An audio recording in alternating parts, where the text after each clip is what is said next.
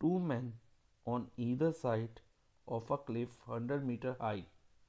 Observe the angle of elevation of the top of the cliff to be 30 and 60 respectively. Find the distance between two men. Use root 3 is equal to 1.732. इस question में हमें कहा गया है two man on the either side of a cliff 100 meter high. एक cliff है जो कि 100 मीटर हाई है. मान लो ये मैंने क्लिफ ड्रॉ करी. अब क्लिफ बेटा ऑब्वियस है ग्राउंड पे स्टैंड करेगी. क्लिफ को हम चट्टान कहते हैं हिंदी में. तो वो ग्राउंड पे स्टैंड करेगी कुछ इस तरह से. ये ग्राउंड हो गया और ये क्लिफ हो गई. क्लिफ को हम नेम दे देते हैं बेटा ए बी. और इसकी हाइट कितनी मेंशन है 100 मीटर. हाइट को हमने मेंशन कर दिया 100 मीटर. और टू मैन है, दो आदमी है जो कि either side of the Cliff पे खड़े हैं. यानी कि फर्स्ट मैन मान लो पॉइंट पी पे खड़ा है यानी कि left side of the Cliff पे. और दूसरा man second man point Q पे खड़ा है जो कि right hand side of the Cliff है पे खड़ा है. तो पॉइंट पी पे जो मैन खड़ा है वो भी टॉप ऑफ द क्लिफ को ऑब्जर्व कर रहा है. और जो पॉइंट क्यू पे मैन खड़ा है वो भी टॉप ऑफ द क्लिफ को ऑब्जर्व कर रहा है, देख रहा है, ऊपर की तरफ देख रहे हैं दोनों आदमी. पॉइंट पी पे जो आदमी खड़ा है और जो पॉइंट क्यू पे जो मैन खड़ा है दोनों टॉप ऑफ द क्लिफ को ऑब्जर्व कर रहे हैं. जब वो ऑब्जर्व करते हैं तो उनके आई से जो एंगल ऑफ एलिवेशन फॉर्म होगा ना ग्राउंड के साथ, किसका, टॉप ऑफ द क्लिफ का, वो 30 और 60 है. ये हमें क्वेश्चन में दिया है. तो बेटा अब एंगल ऑफ एलिवेशन कैसे बनता है. जब भी मान लो कोई पर्सन पॉइंट पी पे खड़ा है और वो टॉप ऑफ द क्लिफ को देख रहा है तो यहाँ से एक लाइन ऑफ साइट जाएगी. Line of site means imaginary line होती है जो कि एंगल बनाती है ग्राउंड के साथ. और उसी एंगल को जैसे ग्राउंड के साथ ये एंगल पी बना रही है, एंगल ए पी बी, तो ये एंगल ऑफ एलिवेशन है of the top of the Cliff from point P से. और ये कितना डिग्री है बेटा, क्वेश्चन में हमें मेंशन है 30. और सिमिलरली पॉइंट क्यू पे जो मैन खड़ा है वो भी इसके टॉप को ऑब्जर्व कर रहा है. जो क्यू पे जो मैन खड़ा है तो यहाँ उसकी लाइन ऑफ साइट कैसे जाएगी बेटा, कुछ इस तरह से ऐसे जाएगी टॉप ऑफ द क्लिफ की तरफ. और वो ग्राउंड के साथ जो एंगल बनाएगी वो एंगल ऑफ एलिवेशन होगा of the top of the Cliff from the point Q. और एंगल ऑफ एलिवेशन कितना गिवन है हमें, 60. फाइन. तो इतना हम फिगर बन गई हमारी. हमें फाइंड क्या करना है, find the distance between two man. Distance between two man, तो जो पॉइंट पी पे जो मैन खड़ा है जो मैन पॉइंट क्यू पे खड़ा है उनके बीच का डिस्टेंस. अब हम ये मान लेते हैं जो पॉइंट पी पे मैन खड़ा है उसका distance bottom of the cliff से, बॉटम ऑफ द क्लिफ से x मीटर है. ठीक है. और जो मैन पॉइंट क्यू पे स्टैंड कर रहा है उसका distance bottom of the cliff से ये मान लेते हैं कि y मीटर है. अब दोनों मैन के बीच का डिस्टेंस क्या रहेगा बेटा, ध्यान से देखो. ये पूरा ये x है और ये y है. तो टोटल डिस्टेंस p से लेके q तक कितना होगा, x प्लस वाई होगा ना. देखो yes sir, x plus Y होगा. तो distance between two man standing at p and q will be x plus Y meter. तो अब हम इस क्वेश्चन को करते हैं बेटा. और सबसे पहले स्टेटमेंट क्या रहेगी, height of the cliff, height of the cliff A B is equal to 100 metre.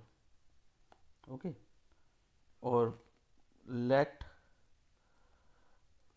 Distance P B, जो कि बेटा मैन एट पॉइंट पी का distance foot of the cliff से कितना मान लेते हैं हम, x मीटर. और डिस्टेंस क्यू बी जो कि मैन एट क्यू का distance foot of the cliff से क्यू बी, उसको y मीटर मान लेते हैं. ये हमने अज्यूम कर लिया. ठीक है. अगर हमें x और y की वैल्यू पता चल जाए ना तो हम डिस्टेंस बिटवीन टू मैन जो पॉइंट पी और पॉइंट क्यू पे खड़े हैं फाइंड कर सकते हैं उनके बीच का डिस्टेंस. उन दोनों को प्लस करके एक्स और वाई की वैल्यू। तो पहले हम यही करेंगे। तो इसके लिए बेटा हमें ट्रिग्नोमेट्री का यूज़ करना होगा। हमेशा जो क्लिफ होगा ना बेटा ग्राउंड पे परपेंडिकुलर होगा, यानी कि यहाँ ये एंगल भी 90 डिग्री होगा, एंगल ए बी पी भी, और ए बी क्यू भी 90 डिग्री होगा।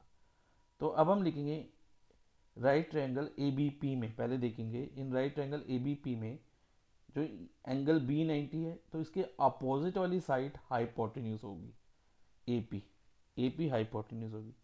और बाकी दो साइड में जैसे ए बी और बी पी है, इसमें से एक साइड परपेंडिकुलर होगी और एक साइड बेस होगी। अब कौन सी साइड परपेंडिकुलर होगी कौन सी साइड बेस होगी ये डिपेंड करेगा कि कौन से एंगल के रिस्पेक्ट पे हम ट्रिग्नोमेट्री अप्लाई कर रहे हैं।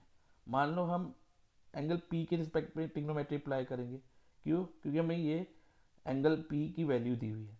तो एंगल पी के अपोजिट वाली साइड, सामने वाली साइड, एंगल पी के अपोजिट कौन सी साइड है बेटा? A B. ये परपेंडिकुलर होगी और साथ वाली साइड पी बी बेस मानी जाएगी। ओके, तो अब हम परपेंडिकुलर अपॉन बेस वाला रेशियो लेंगे इसमें ट्रिग्नोमेट्री का। अब परपेंडिकुलर अपॉन बेस कौन से ट्रिग्नोमेट्रिक रेशियो में आते हैं? उसके लिए बेटा आपको मैंने पहले ही बताया है, जैसे कि पी बी पी और एच एच बी, और यहाँ पर साइन कोस और टैन ले लें। यानी कि इसको याद रखने का एक तरीका भी है, सोना चांदी तोला।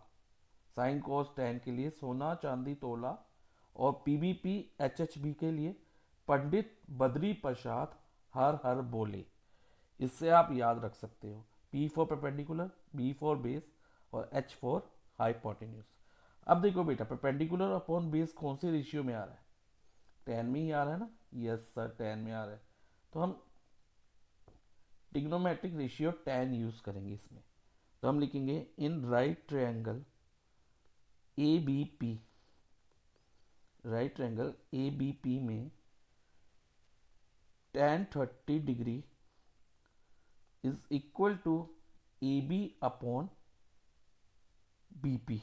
ए बी परपेंडिकुलर है 30 डिग्री के सामने वाली साइड, और साइड साथ वाली side B P, B P या पी बी कुछ भी कह लो बेटा, पी बी बेस हो गई।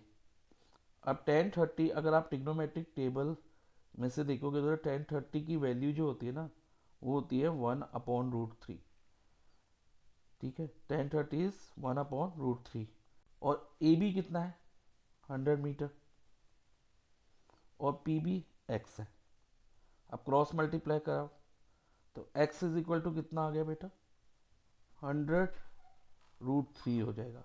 1 इंटू एक्स एक्स, और √3 इंटू 100 तो x की वैल्यू हमारी 100√3 आ गई।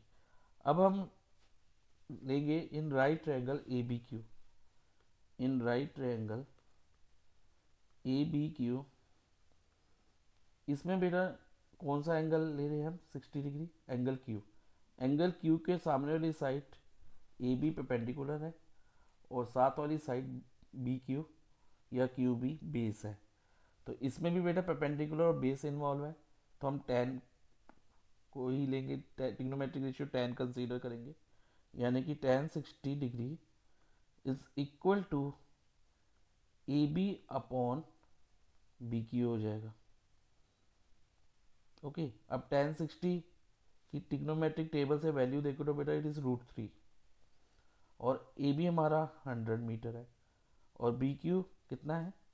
y है, बी क्यू y है। अब क्रॉस मल्टीप्लाई कराओ, √3 इंटू वाई, √3y, और 1 मल्टीप्लाई बाई 100। अब y की वैल्यू क्या होगी बेटा? 100 अपॉन, इधर √3 मल्टीप्लाई बाई वाई है, अब y डिनोमिनेटर में आके डिवाइजर बन जाएगा, यानी कि 100 डिवाइडेड बाई √3 कर देंगे, तो y की ये वैल्यू आ गई। और इसको रैशनलाइज करें, यानी कि डिनोमिनेटर में रूट हो तो रैशनलाइज करना होगा हमें, तो √3 को से न्यूमिनेटर और डिनोमिनेटर दोनों को मल्टीप्लाई कराएंगे, तो ये बन जाएगा 100√3 अपॉन 3, ये y की वैल्यू आ गई। अब बच्चे जब हमें x और y दोनों की वैल्यू मिल गई, तो अब हम डिस्टेंस बिटवीन टू मैन, जो कि क्या है बेटा x प्लस वाई, वो ईजिली फाइंड कर सकते हैं। यानी कि x की वैल्यू और y की वैल्यू को हम ऐड कर देंगे। तो x की वैल्यू क्या है बेटा, 100√3 and value of y is 100√3/3। अब एलसीएम ले लो बेटा, इसके नीचे 1 लगा लो, जब कुछ नहीं है तो 1 लगा लिया। 1 और 3 का एलसीएम 3 आएगा। अब 1 मल्टीप्लाई बाय 3 इज 3। ये 3 1 के टेबल में 3 पे आता है, तो हम न्यूमिनेटर को भी 3 से मल्टीप्लाई करा देंगे। तो 3 इंटू 100 करेंगे तो 300√3 हो जाएगा। कभी भी बेटा इसको 3 को √3 से मल्टीप्लाई नहीं कराना, क्योंकि ये 3 विदाउट रूट है और इस 3 के ऊपर रूट है, तो इसको हम 100 से मल्टीप्लाई कराएंगे। तो ये होगा 300√3। ओके बेटा, 300√3 हो गया।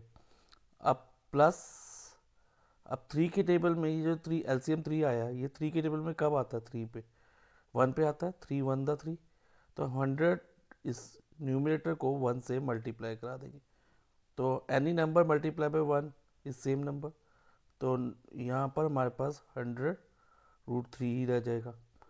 अब बेटा 300√3 प्लस 100√3 को हम कैसे ऐड करेंगे? तो बेटा जैसे हम 3x प्लस 2x 5x करते हैं ना, वैसे ही हम 300√3 प्लस 100√3 को ऐड करेंगे। 300 प्लस 100 कितना होगा, 400√3। √3 को हम एक तरह से x मान लेंगे, तो ये हो जाएगा 400√3/3। अब √3 की वैल्यू क्वेश्चन में हमें दी हुई है 1.732, तो हम लिखेंगे 400 मल्टीप्लाई बाय 1.732/3। अब 400 को अगर हम 1.732 से मल्टीप्लाई करें तो देखो हमें क्या मिलेगा बेटा, 400 मल्टीप्लाई बाय 1.732 होगा 692.8। इसको आप मल्टीप्लाई करके देख लेना बेटा, देन डिवाइड बाय 3 करना है, और 692.8 को 3 से डिवाइड करो तो बेटा हमारा आंसर आएगा 230.93। यानी कि डिस्टेंस बिटवीन टू मैन क्या हो गया, 230.93 मीटर।